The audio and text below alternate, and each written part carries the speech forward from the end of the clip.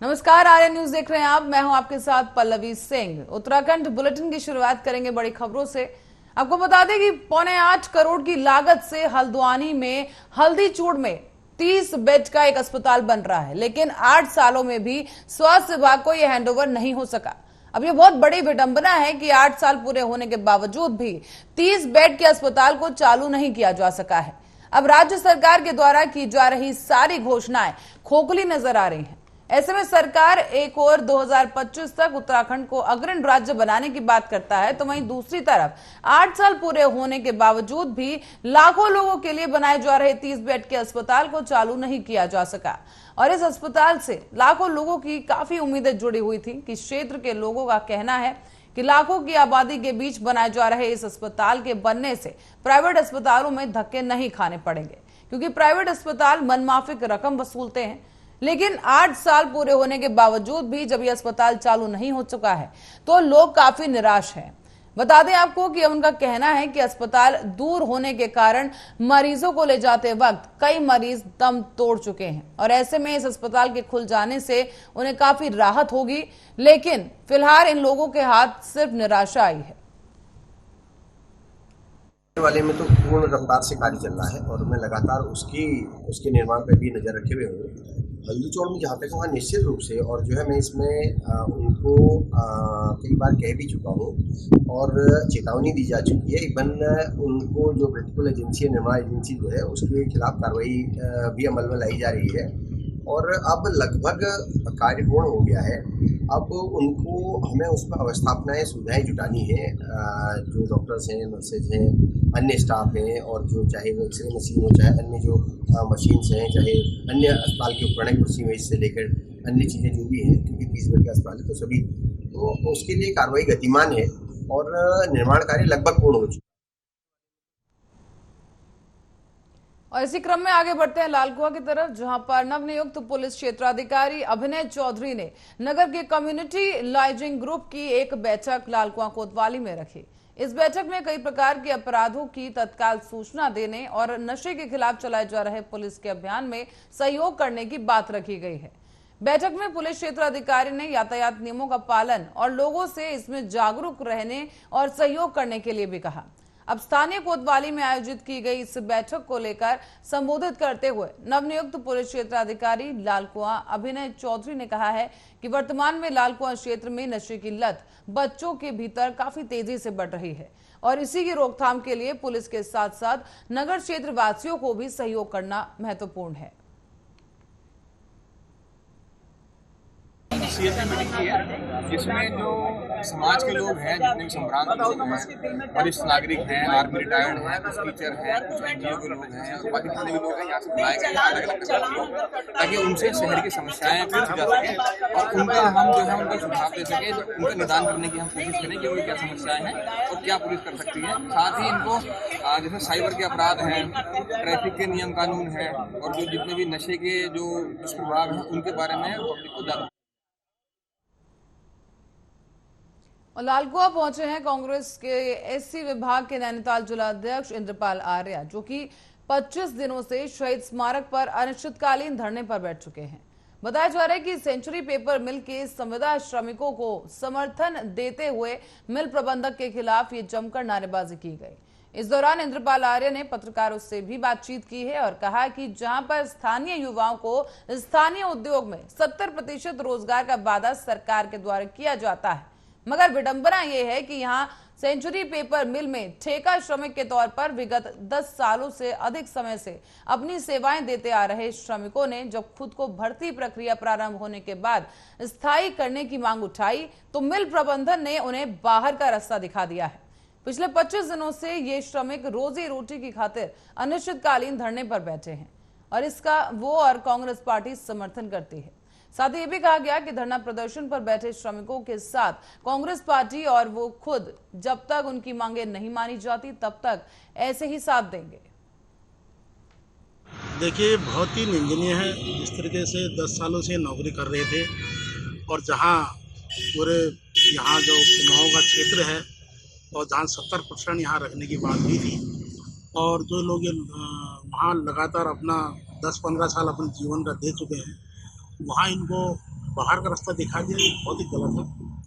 और आज 25वां दिन ये धरने बैठे हुए हैं अपनी मांग को लेकर के, और अब इस उम्र में जाते हैं तो कहाँ जाते हैं। तो प्रशासन ने जो हमारे इस सेंचुरी मिल के जो प्रबंधक हैं इन्हें मानना चाहिए, इनको कहीं ना कहीं अपने वहाँ पर इनको फिर से नौकरी रखनी चाहिए। जहाँ ये आवाज़ उठाने की बात करें तो बाहर का रास्ता दिखा दें। देखिए,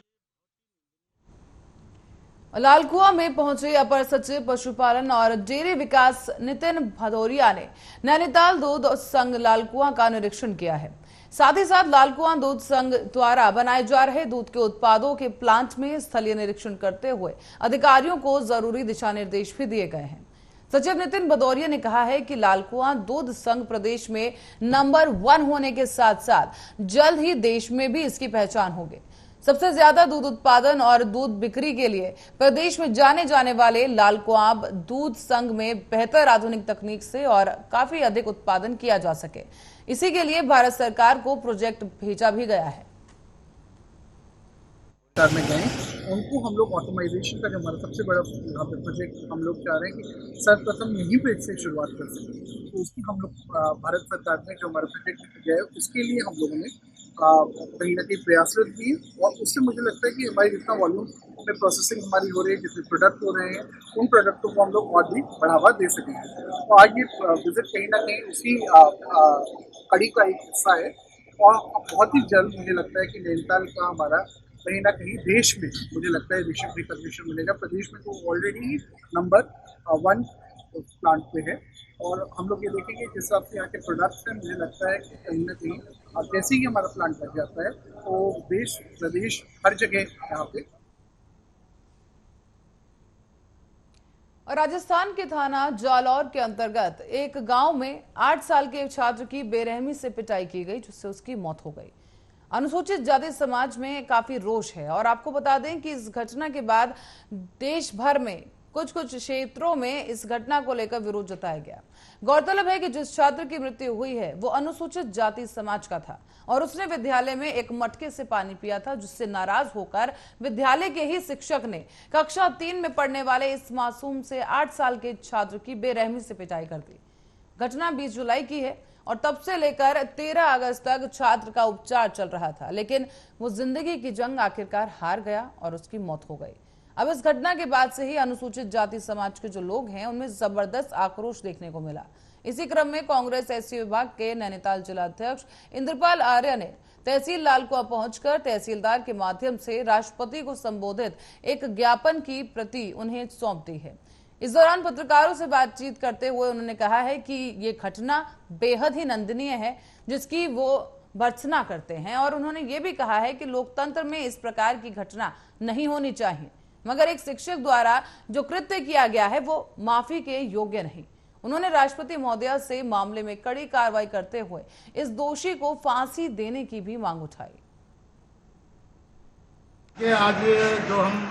आज लालकुआ तहसील पहुँचे हुए हैं। हमारे एससी डिपार्टमेंट के सारे पदाधिकारी हमारे साथ हैं, जो पिछले महीने जो ये राजस्थान में और खुलना तहसील में जो घटना हुई थी, एक विद्यालय में 8 साल के व्यक्ति को, बच्चे को इस बेरहमी से दरिंदगी से मारा गया, तो उसकी मौत 13/8 को हो गई।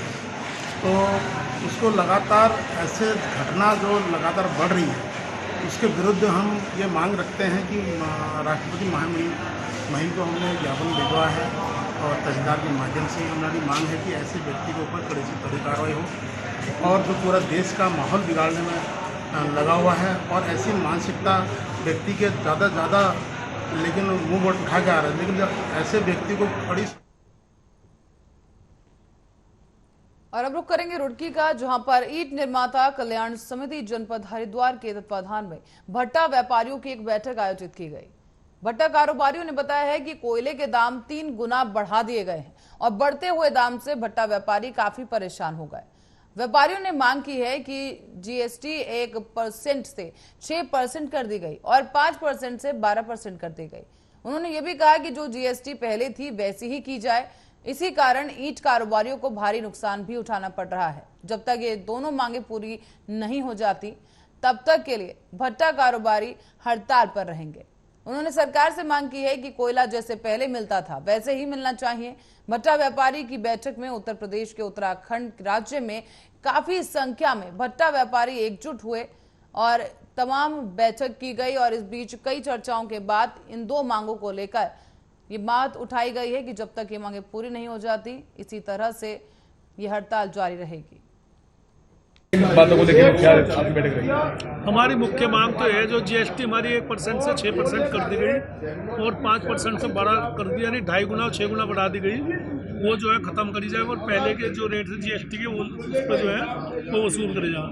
दूसरी हमारी मांग ये है कि जो कोयले के दाम पहले 7,000 रुपये प्रति टन थे वो आज जो है 25, 26 और 28,000 रुपये प्रति टन तक हो गए कि वो जो है हम बियर नहीं कर पा रहे, यानी कि हमारे 3 साढ़े 3 गुना कोयले के रेट हो गए और ईंटों के दाम हमारे उतने नहीं बढ़े, तो हमारे जो है उससे बैलेंस किया जाए और नहीं तो हम लोग इतना हड़ताल रखें। हमारा ऑल इंडिया का हड़ताल भट्टों की हड़ताल की कॉल है अनिश्चित काल के लिए।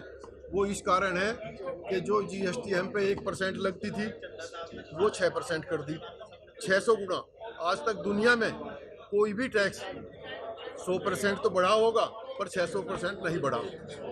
जो 5% था जिसमें हमको इनपुट मिलता था, जितनी हम कोयला में वहाँ जीएसटी देते थे वो हम एडजस्ट करते थे, वो 12%, वो 240% कर दिया। और कोयले के रेट जो पिछले साल 6,500 से लेके और 8,000 के बीच में रहे थे उनका रेट अब के 22,000 और 23,000 रहा। इनपुट हम ले नहीं सकते, उस पर भी जीएसटी दे रहे और यहाँ भी जीएसटी दे। और इसी बीच प्रदेशवासियों के लिए एक अच्छी खबर है क्योंकि क्षेत्रीय सेवा योजना कार्यालय की ओर से 9 सितंबर को आयोजित होने वाले रोजगार मेले में करीब 38 निजी कंपनियां बेरोजगार युवाओं को रोजगार का अवसर देंगे। मेले में प्रतिभाग करने के लिए जो भी प्रतिभागियां हैं, जो भी लोग हैं, वो अपना पंजीकरण करवा सकते हैं और आपको बता दें कि पंजीकृत अभ्यर्थी ही इस मेले में भाग ले सकेंगे।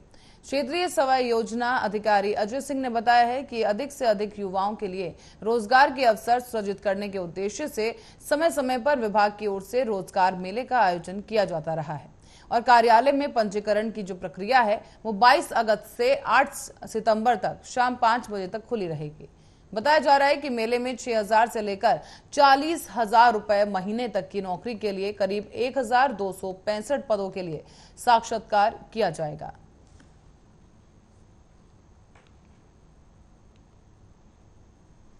और इस बीच आपको बता दें कि उत्तराखंड में लगातार हो रही बारिश मुसीबत बनती जा रही है। बरसात के बाद उत्तराखंड में आपदा जैसे हालात एक बार फिर से देखने को मिल रहे हैं। बरसात के बाद मलबे में दबकर टिहरी जिले में 3 और पौड़ी जिले में 1 व्यक्ति की मौत हो गई है। देहरादून में भी अतिवृष्टि के बाद 5 समेत प्रदेश भर में 13 लोग लापता हो गए हैं। अब मलबे में करीब 1 दर्जन मकानों को भी नुकसान पहुंचा दिया है और कई जिले ऐसे हैं जहां नालों के उफान पर आने के बाद सड़कें भी बह गई हैं। भारी बरसात के बाद गंगा, काली और सरयू जैसी तमाम नदियां उफान पर हैं और भूस्खलन से केदारनाथ हाईवे समेत प्रदेश भर में कई सड़कें बंद हो चुकी हैं। आपको बताते चलें कि नदियों के उफान पर आने की वजह से प्रशासन ने तटीय इलाकों में अलर्ट जारी कर दिया है। बरसात के बाद भूस्खलन से कई मकान भी मलबे में दब गए हैं और अतिवृष्टि से देहरादून, पौड़ी, टिहरी, चमोली और पिथौरागढ़ समेत कई जिलों में नुकसान हुआ है। अब प्रशासन द्वारा राहत और बचाव कार्य किया जा रहा है, लेकिन खराब मौसम प्रशासन के लिए काफी बड़ी चुनौती बना हुआ है। इस बीच मुख्यमंत्री पुष्कर सिंह धामी ने प्रदेश के कई स्थानों पर हो रही भारी बारिश के कारण उत्पन्न हो रही परिस्थितियों के बारे में आपदा प्रबंधन विभाग से जानकारी ली है। प्रशासन पूरी तरह से अलर्ट मोड पर है और प्रभावित क्षेत्रों में आपदा प्रबंधन की जो टीमें हैं वो लगातार काम कर रही हैं।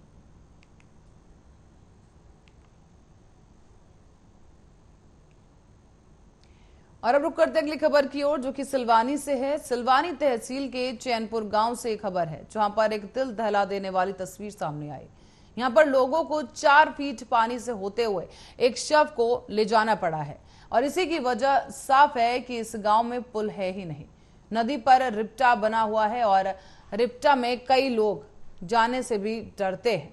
आपको बता दें कि लेकिन मजबूरी में लोगों को इस पुल से आना जाना करना पड़ता है और कई बार कई लोग दुर्घटना का शिकार भी हो चुके हैं। मोटरसाइकिल से चलना भी जान जोखिम में डालकर चलने के बराबर है।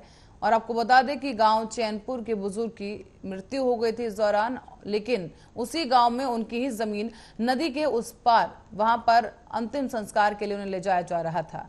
और इस दौरान रिप्टा में रिपटने से कई लोगों को काफी गंभीर चोट आई है। इस रपटे पर कई जमाने से जो लोग हैं वो रिप्टे से निकल रहे हैं, लेकिन ये काफी खतरनाक है और इनकी यही मांग है कि यहाँ पर एक पक्का पुल बनाया जाए। इस मार्ग से लगभग 10,000 से ज्यादा लोगों को रोज आना जाना पड़ता है। और ग्रामीणों का यह भी कहना है कि शमशान की जो भूमि है, ब्लॉक तहसील मुख्यालय जाने वाले जो रास्ते हैं, वो गांव में नदी पर कोई पुल ना होने की वजह से वहां आना जाना लोगों के लिए काफी मुसीबत बन चुका है। इससे क्षेत्र के ग्रामीणों को काफी बड़ी समस्या उत्पन्न होती नजर आ रही है। आप देख सकते हैं तस्वीरों में, यहाँ पर जो लोग हैं अंतिम संस्कार करने के लिए अर्थी को अपने कंधों पर उठाकर और इस नदी को पैदल चलकर पार करते हुए जा रहे हैं।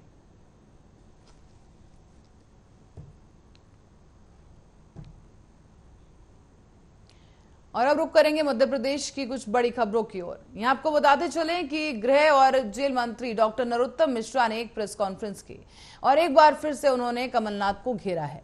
साथ ही साथ इस दौरान उन्होंने प्रदेश में कोरोना की मौजूदा स्थिति की भी जानकारी दी और आंकड़े साझा किए। आपको बताते चलें कि जोमेटो वीडियो के मामले पर भी नरोत्तम मिश्रा ने कहा है कि शुरुआत में ये वीडियो मॉर्फिन नजर आ रहा था और अब एसपी उज्जैन को कहा गया है कि मॉर्फिन अगर किया गया है तो इस वीडियो की जांच की जाए, सत्यता क्या है उसकी भी जरूर जांच करें। साथ ही इस बीच उन्होंने कांग्रेस के राष्ट्रीय अध्यक्ष बनाने पर कहा है कि 3 साल में जो पार्टी अपना अध्यक्ष नहीं बना पाई हो उसका भविष्य क्या होगा। कांग्रेस का अंदरूनी मामला है और कांग्रेस के अंदर जो चल रहा है या जो हो सकता है, प्रियंका गांधी, सोनिया गांधी, राहुल गांधी को चुन लिया जाए। अब केंद्रीय गृह मंत्री अमित शाह के दौरे पर भी उन्होंने कहा है कि अमित शाह आ रहे हैं और पूरा प्रदेश उनकी आगमनी के लिए खड़ा रहेगा। भारत माता के भाल पर गौरव की अमिट छाप अमित शाह जी है। एक भारत और श्रेष्ठ भारत के आर्किटेक्ट भी हैं। साहस, कौशल्य और विनम्रता की त्रिवेणी माननीय अमित शाह जी है। मध्य प्रदेश में आ रहे, पूरा का पूरा प्रदेश माननीय अमित शाह की अगवानी के लिए आतुर है। माननीय अमित शाह जी भोपाल दौरे के दौरान 415 करोड़ की लागत के 1537 पुलिस आवास और प्रशासनिक भवनों का शिलान्यास और लोकार्पण करेंगे। भारत माता जिसकी फिल्म पड़ जाती है उसका ट्रेलर कोई देखता है? आप लोग भी सोचो ना इस बात को। जब पूरी की पूरी फिल्म ही फ्लॉप हो चुकी है तो उसका ट्रेलर कौन देखेगा? देखो मित्र, उनने कई बातें कही। बोले मैं नैतिकता की बात करी, मैं सौदेबाज नहीं हूं। जरा ये वो व्यक्ति कह रहा है जिसने शुरुआत की थी विधेयक पे, हमारे 2 विधायक आदरणीय त्रिपाठी जी और कोल साहब को जो लेके आया, जिसने सौदेबाजी की शुरुआत की, वो अपने दामन को पाक साफ बता रहा है। वो अपने आप को 23 का कहता है। अभी 1 महीना हुआ है क्रॉस वोटिंग को, 14 विधायक क्रॉस वोटिंग कर गए। कल आपने जबलपुर के विधायक का भी सुना होगा, कमलनाथ जी के बारे में। 2 विधायक नहीं, 54 विधायक हो गए अभी तक कुल उनके नेतृत्व में, अगर गिनोगे एक एक करके आप, जो किसी न किसी रूप में कहीं ना कहीं वो खुद कह चुके हैं कि मैं 23 में दिल्ली चला जाऊंगा। तो इससे अब ये क्या है, दोनों व्यक्ति हैं, इन पे उम्र हावी हो रही है। कुछ तो भी, कभी तो भी, कहीं तो भी बोल देते हैं, हर वर्ग को धोखा। 3 साल में जो पार्टी अपना अध्यक्ष नहीं बना पाई हो उस पार्टी का भविष्य क्या होगा, आप इससे अंदाजा लगा सकते हैं। कार्यकारी अध्यक्ष के भरोसे चल रही है जो पार्टी, उस पार्टी का भविष्य क्या होगा इससे आप अंदाजा लगा लें। वैसे तो ये कांग्रेस का अंदरूनी मामला है, हमको ज्यादा कुछ नहीं कहना है, पर वास्तव में अब इस तरह का जो कांग्रेस के अंदर चल रहा है, नाना करने का। हो सकता है अब वो प्रियंका जी राहुल जी या प्रियंका जी और सोनिया जी मिलकर राहुल जी को तैयार कर ले, रहना तो इन्हीं में से है। 3 साल में जो पार्टी अपना अध्यक्ष नहीं बना पाई हो, उस पार्टी का भविष्य क्या होगा आप इससे अंदाजा लगा सकते हैं। कार्यकारी अध्यक्ष के भरोसे चल रही है जो पार्टी, उस पार्टी। और अब बढ़ेंगे अगली खबर की ओर। यहां मध्य प्रदेश के पन्ना से एक खबर है जहां 24 घंटे से लगातार बारिश हो रही है और इस लगातार हो रही बारिश की वजह से जिला अस्पताल प्रबंधन की भी पोल खुल चुकी है। दरअसल झमाझम बारिश ने चिकित्सालय प्रबंधन की जो पोल खोली है, इसके आधार पर मैटरनिटी वार्ड समेत पानी पानी हो चुका है ये जिला चिकित्सालय। और आपको बता दें कि इस बीच जो प्रसूता महिलाएं हैं उन्हें सबसे ज्यादा परेशानी हो रही है। और आप देख सकते हैं खुद से कि किस तरीके से यहाँ पर अस्पताल में पानी भरा हुआ है और इसी पानी से होकर ये जो तमाम तीमारदार हैं और जो मरीज हैं वो गुजर रहे हैं। और इसी बीच सबसे ज्यादा जो तकलीफ और जो परेशानी हो रही है वो गर्भवती महिलाओं को हो रही है जो यहाँ पर प्रसव के लिए पहुंची हैं। बता दें आपको कि गैलरी में पानी भरा हुआ है बारिश का और यहाँ पर पैर फिसलने से कोई अप्रिय घटना भी घट सकती है। कई साल पुराने इस बिल्डिंग की जो छत है वो टपक रही है और इसी वजह से छत की सीलिंग में लगे हुए इलेक्ट्रिक वायरों से भी पानी टपक रहा है। बता दें आपको कि यहाँ पर पानी के कारण करंट आने की भी भारी संभावना है, लेकिन बावजूद इसके अब तक कोई भी इस पर ना तो मरम्मत करवाई गई है और ना ही इस समस्या का किसी तरह से निदान किया गया है।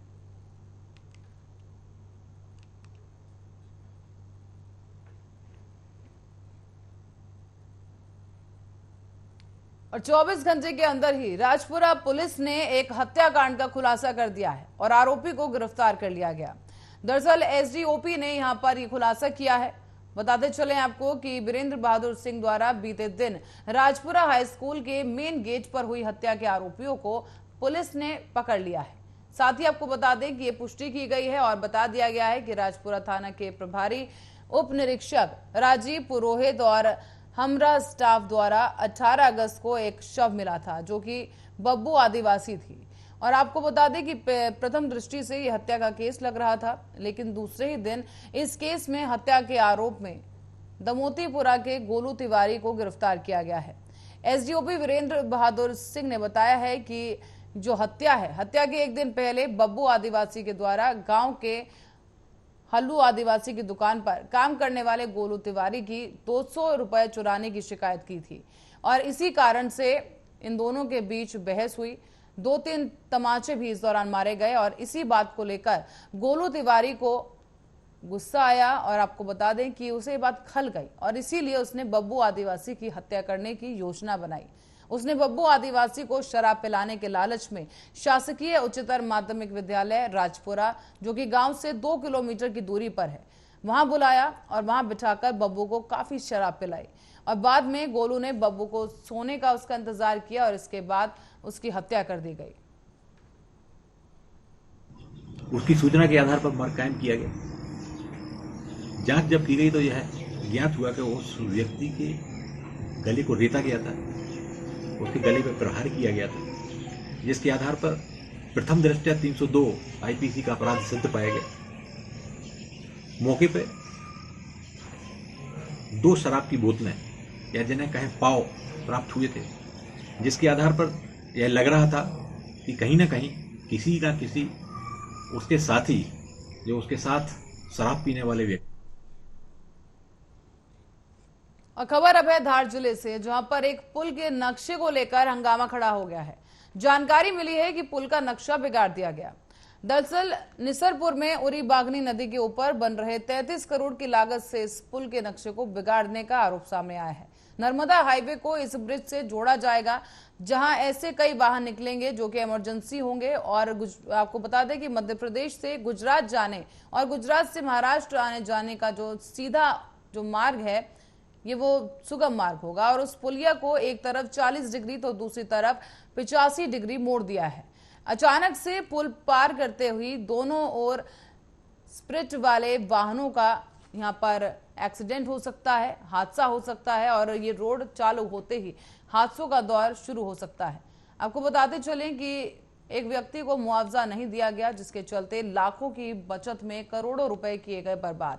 यहां पर एनवीडी अधिकारियों की ओर से ठेकेदारों की मनमर्जी के चलते इस पुलिया का हुलिया बिगाड़ दिया गया है।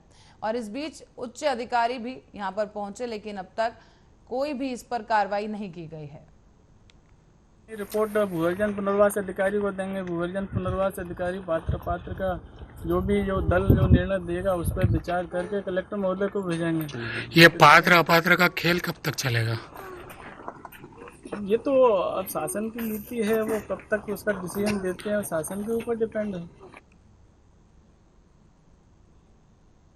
और इसी खबर के साथ ही बुलेटिन में फिलहाल के लिए इतना ही। आप बने रहे हमारे साथ, देखते रहे आर्या न्यूज।